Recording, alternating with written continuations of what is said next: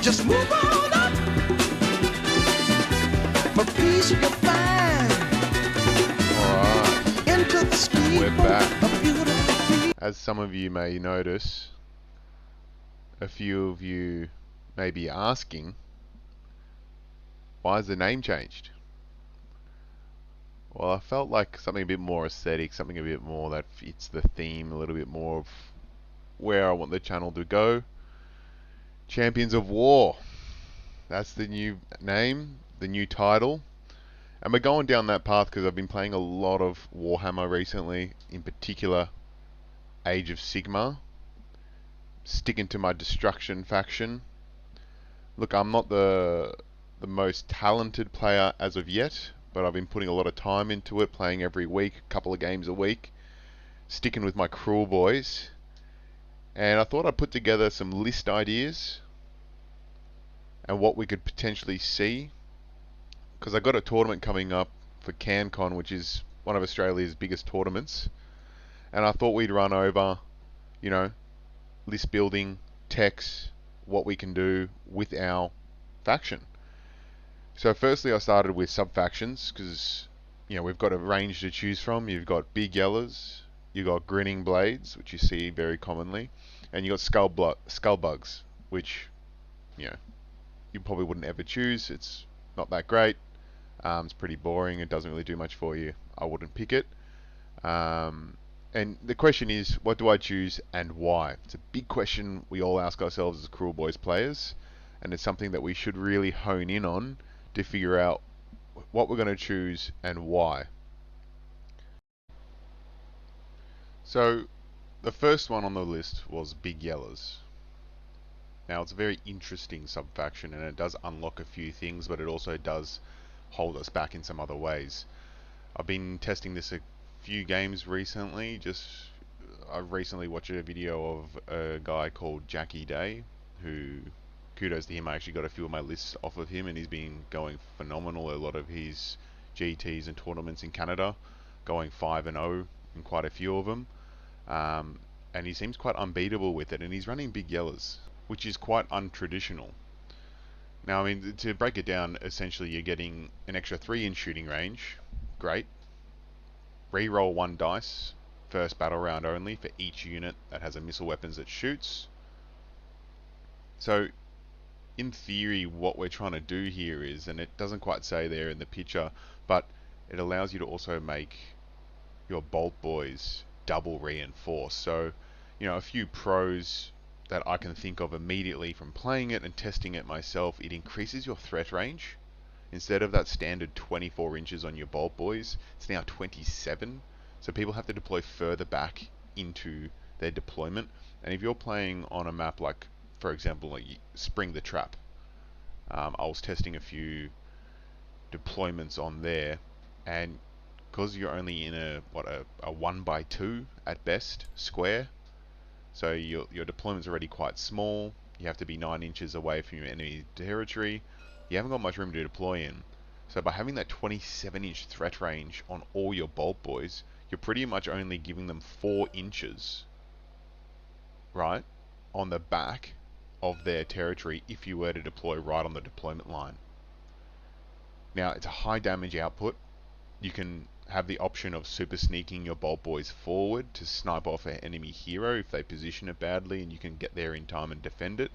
Now, bear in mind, if you do that, I recommend obviously holding maybe some gut rippers to run up, or a hobgrot line to run up to give them a screen pretty quickly, and even in your deployment putting a shaman very far forward, so that way you can give them the poisons turn 1, shoot, and you have either you can shoot with a 27-inch or do a double shot with your 20-inch bubble.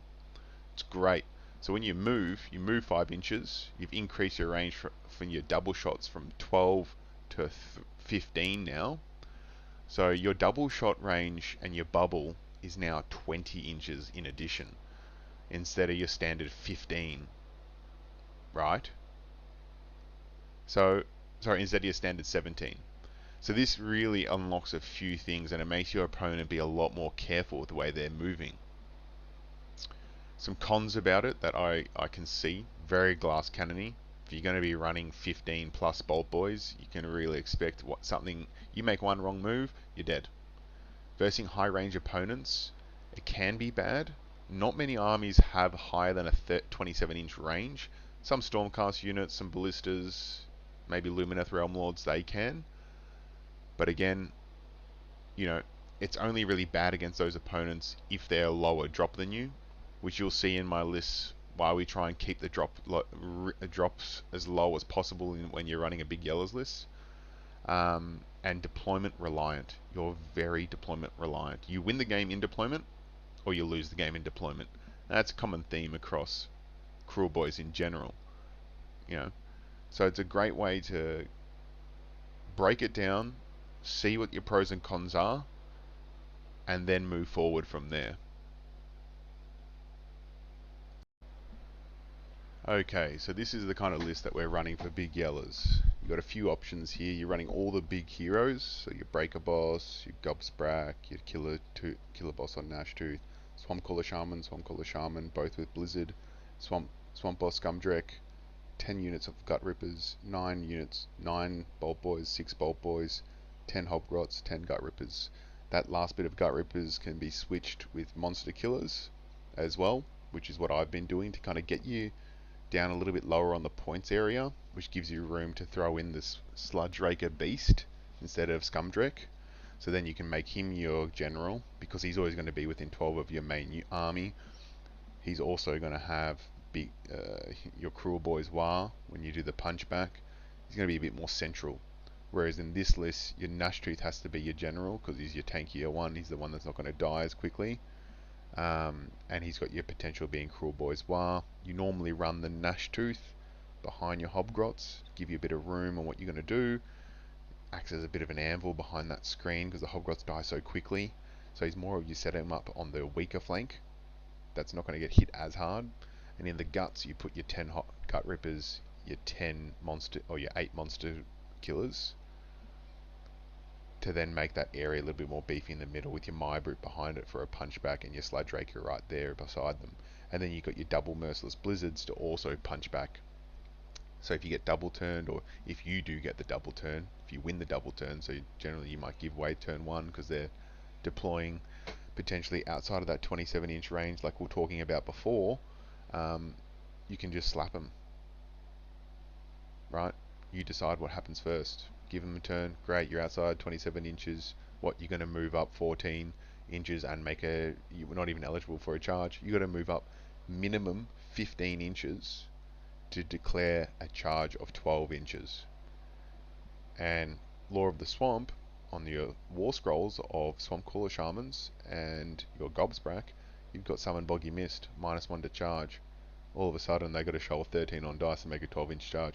So at least they've got to move 16 inches and charge. It's not really happening. So a list like this is really dependent on deployment and what you're going to do during deployment. And I'll quickly go into some areas of deployment, and I'll just show you on here on Tabletop Simulator. So we can see how we've deployed. Now, this is a kind of deployment that I'm talking about, how we're 18 inches, Gobsprak's in the far back, 30 inches away. So you see how you're baiting them into thinking, okay, I've got this room to work with, I can deploy here.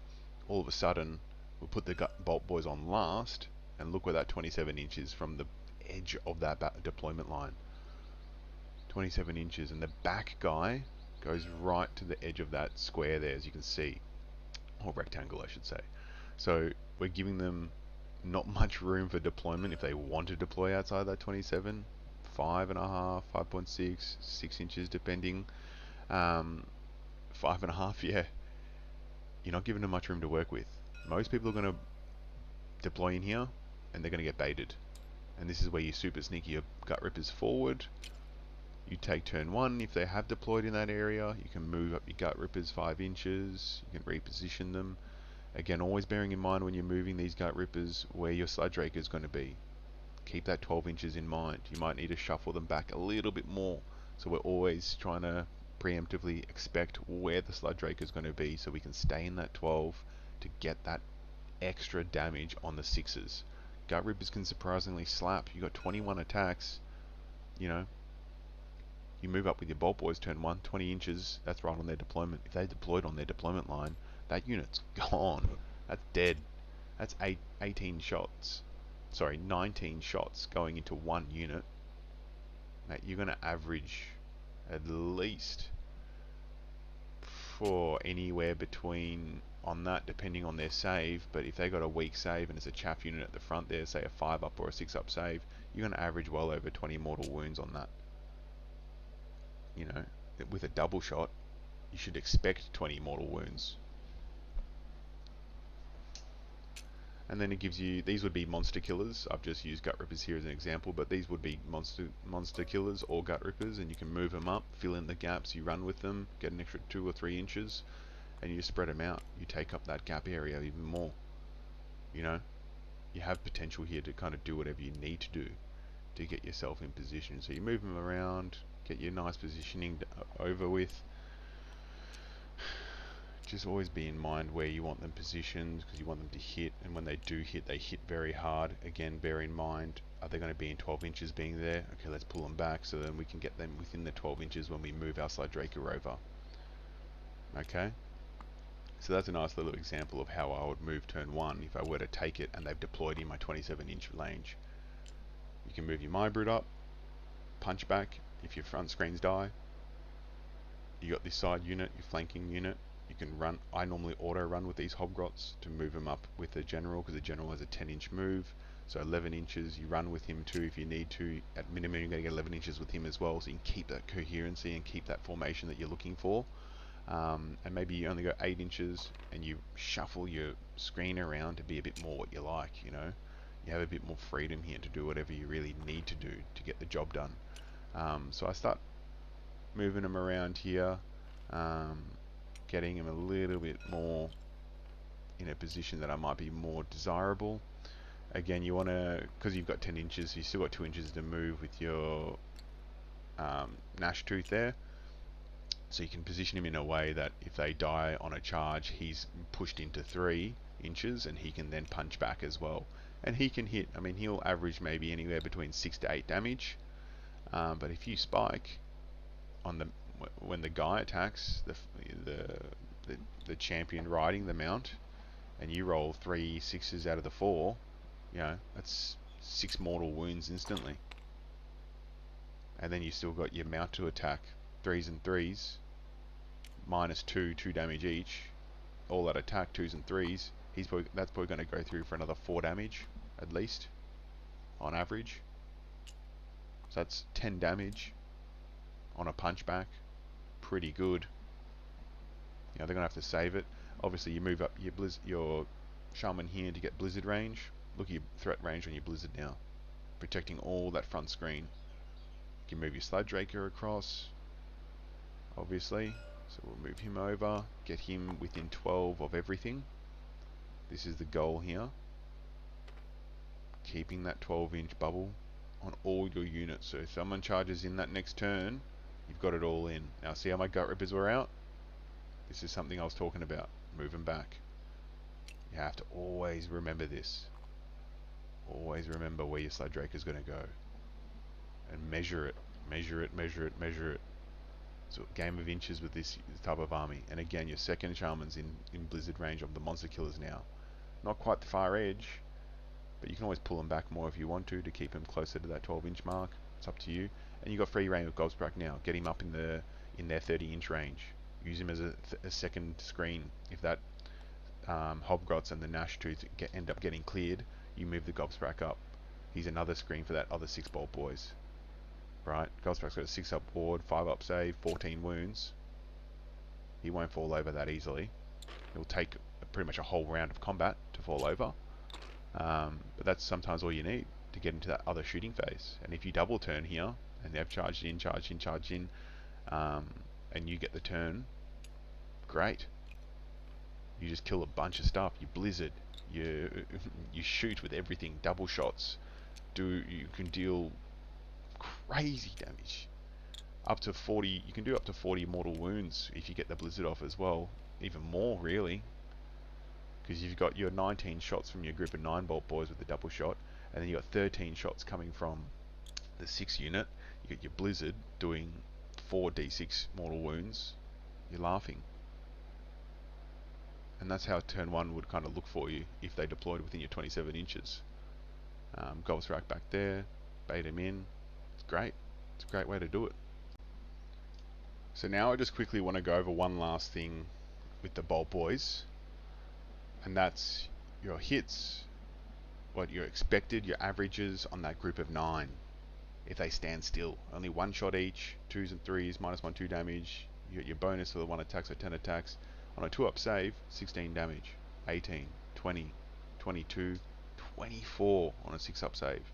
It's crazy damage, and that's them standing still. That's not when they move and get, you're doubling their attacks. You double the attacks, it's a lot of damage output. Mortal wounds on 6s are 3-up. Mortal wounds on 5s are 2 damage. Mate, you kind of blow things off the board quite quickly, and people don't expect it. Their jaws kind of drop when you say, yep, and take 24 damage, 24 mortal wounds, 18 mortal wounds, 16 mortal wounds. I mean, most heroes are 15 to 18 mortal wounds on average. Even if they've got a 6-up ward save, you're doing 20 damage. You know, the Ironclad Frigate, 20 wounds worth, 3-up save. You know, 15 damage on a 3-up save unit. Right, that's them standing still. Then you add on your other 6 Bolt Boys that you've got. Bang. Dead. Obviously, the 4-up ward, this is expecting the worst. Maybe some guys have 4-up wards. Baron Guard, etc. 9 damage. Again, shoot the other Bolt Boys into them. You lift a unit of Baron Guard. A squad of 3. Just lift the squad up. Gone. You add the other squad up, you'll do 6 or 7 damage on average with a group of 6 of them. That's 7 shots. You do about 6 or 7 damage with the 3-up save and a 4-up ward. You're getting through it. They all out defense, go to 2, -1, back to 3-up saves. You're getting through the squad of them. So it's just something to really look at and consider. That's why that extra 3-inch range can be pretty big, and it gives you a lot more leeway for out skilling your opponent or catching your opponent off guard. If they're not ready for it and they deploy within that range of 27 inches, you can kind of throw things up, kick up a storm. And that first battle round, you re-roll 1 dice of each unit. So again, high chance of another 6 coming out or a 5, which I've done a few times. So you get 2 re-rolls per squad of Bolt Boys. Bang. Out of those 7 shots on the other one, you re-roll 1. High chance of everything hitting. You only need 2s, so you roll a 1, re-roll a 1, bang, everything hits. Awesome. It's really good. So that's a wrap, guys. I know I rambled on a lot, and I was hoping to cover all 3, but I think doing it episode by episode and sticking to Big Yellows for this one, and next episode we'll cover Grinning Blades, something to look forward to. But yeah, thanks for listening, and I'll catch you guys in the next one.